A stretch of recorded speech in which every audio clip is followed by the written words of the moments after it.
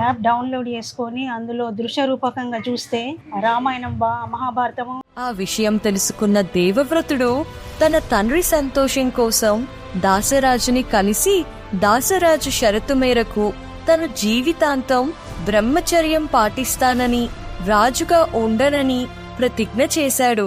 అప్పుడు దేవతలు సంతోషంతో అతనికి భీష్ముడు అని పేరు ఇచ్చారు.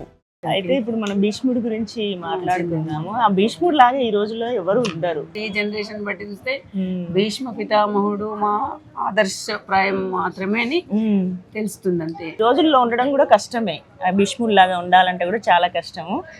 ఎందుకు ఎంతైనా అంత బ్రహ్మచర్యం పాటించి అంత చేసినా కూడా లాస్ట్ కు ఆయనకే శిక్ష పడ్డది. కానీ తనే భుజాల మీద వేసుకొని మోసి, కానీ రాజ్యం అధికారం తీసుకోడు. తను అధికారము చెలాయించాలి, నేను రాజ్యం పాలించాలి, నేనేదో కావాలి అన్న ఆశలేం లేవు. అలాగే రాముడు కూడా దశరథుడి కోరిక మేరకు ఎలాగో రాజ్యాన్ని ఎలా ఇచ్చాడో సేమ్ అలాగనే భీష్ముడు కూడా అలానే చేస్తాడు.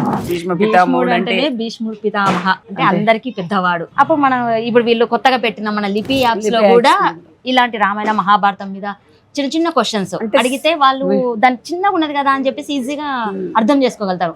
ఒకటేసారి పెద్ద స్టోరీగా ఇచ్చి బుక్ లో చదవమంటే ఎవరు చదవలేకపోతున్నారు, పిల్లలకు అర్థం కావట్లే. అందుకే ఇట్లాంటి చిన్న చిన్న యాప్స్ ఇలాంటి కొత్తవి వస్తేనే ఇప్పుడు పిల్లలకి ఈజీగా ఉంటుంది, అర్థం చేసుకోవడానికి ఇంట్రెస్ట్ చూపిస్తారు, నేర్చుకోవడానికి కూడా.